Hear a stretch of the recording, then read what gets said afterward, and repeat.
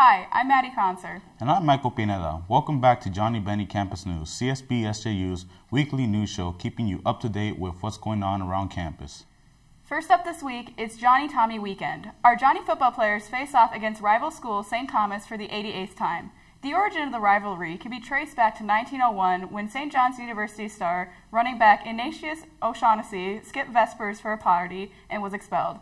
He then went to the University of St. Thomas where he graduated and later became an oil tycoon. St. John's missed out on donations in the millions as O'Shaughnessy donated $8.5 million to his new alma mater.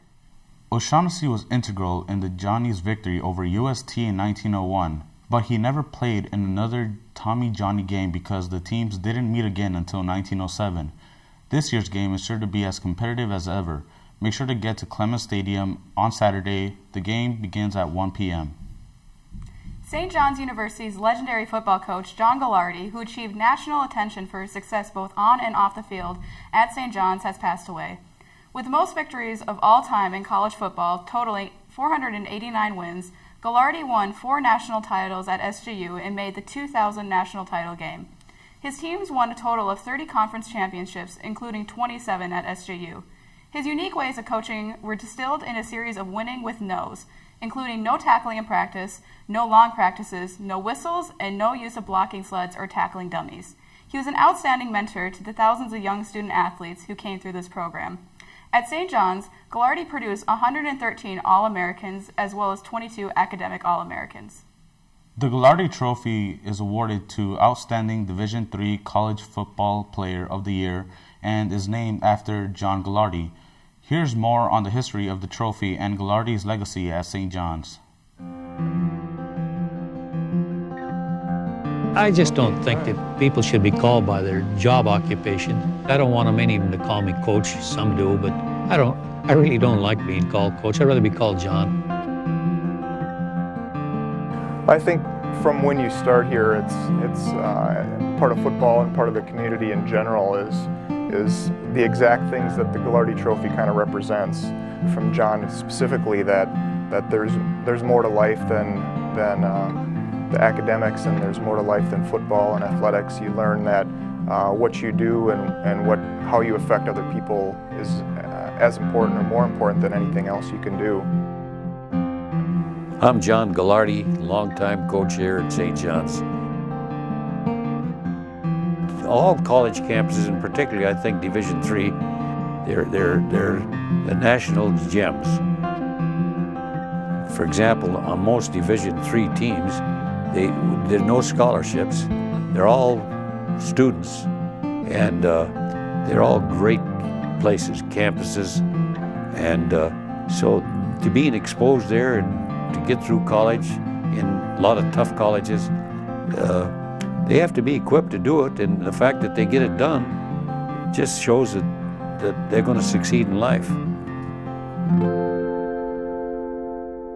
So there I was a senior in high school at age 16, 1943. The World War II was going on, and every able-bodied guy is gone. Our coach, I don't know whether he enlisted or drafted, I don't know what happened to him, but they were going to drop football because they didn't have anybody to replace him.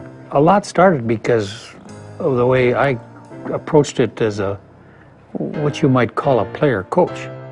We have no practice apparatus, no blocking sleds, no nothing. We just have people.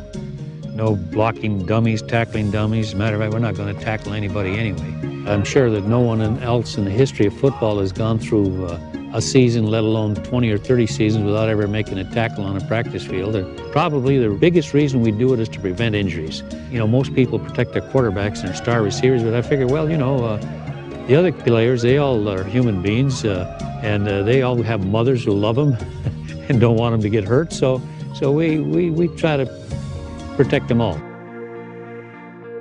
He's an interesting man. He's taken a road and an approach that's not traditionally been accepted for success, and I think that's ultimately a tribute to him. And so I think that his unique approach really teaches you that there's a lot of different ways that you can be successful, and it doesn't always have to be the mainstream way. I don't know that I contribute anything. It's the fact that somehow I think I don't screw them up too much, because they come here as quality people. Everybody's got gifts that they have, and certainly all the nominees for the Gagliardi Trophy have a lot of gifts, and those gifts are partially athletic, partially academic, but also more important, or as important, would be their community service and what they can do to give back and help others.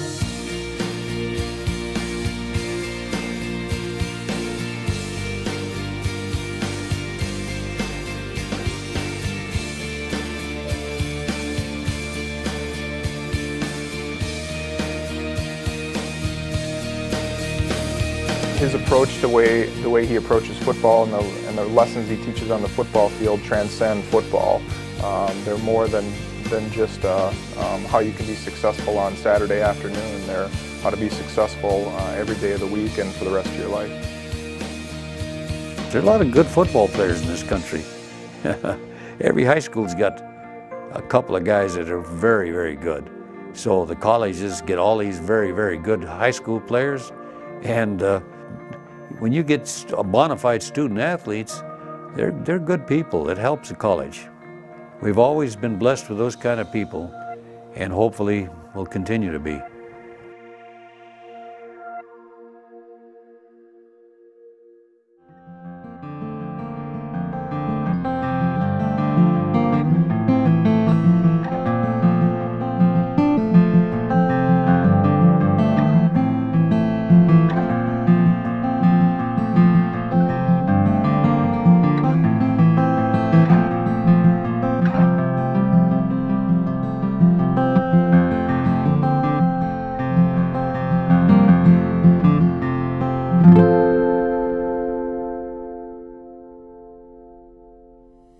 Gagliardi passed away on October 7, 2018 at the age of 91.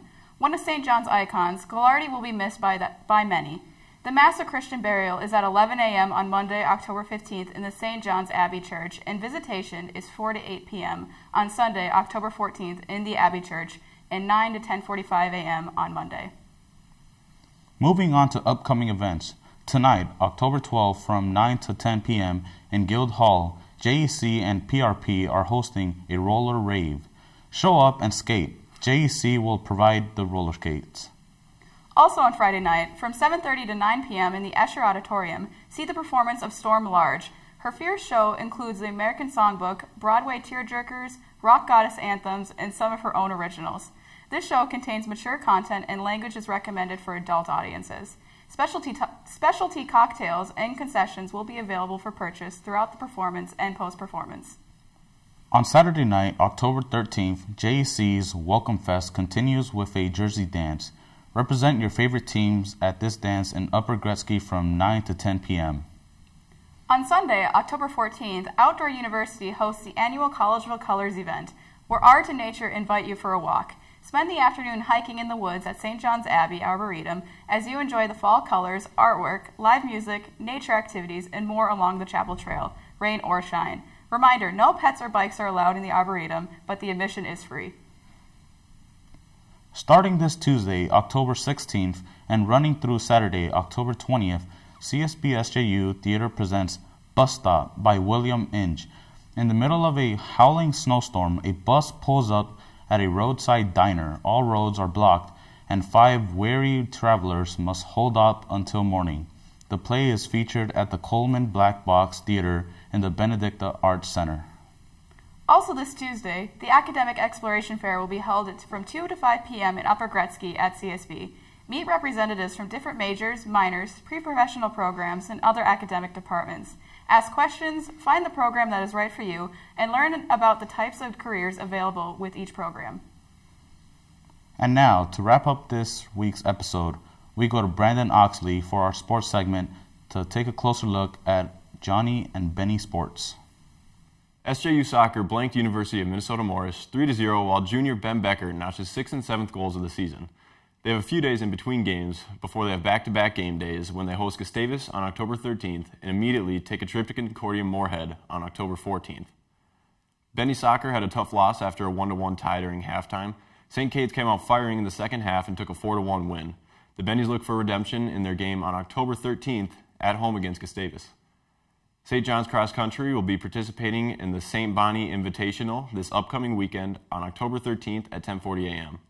The CSB Cross Country team will be headed out to the Oshkosh Invite this weekend, starting times at 9:40 and 11 a.m. Over the break, Johnnie football spoiled Bethel's homecoming with a 34-16 win. They now prepare for their biggest rivalry game when they will be playing St. Thomas this Saturday, October 13th at 1 p.m. in Clemens Stadium. SJU Golf will be traveling to Florida this weekend to participate in the Golf Week Division III preview. CSB Golf took second in the MIAC Championships, earning them the Team of the Week honors. This was Brandon Oxley reporting JBCN Sports. Thanks, Brandon. That's all for this week's episode. Thanks for tuning in. I'm Maddie Conser. And I'm Michael Pineda, reporting for Johnnie Bennnie Campus News. Have a great weekend and make sure to check back next time to stay up to date with what's going on around campus.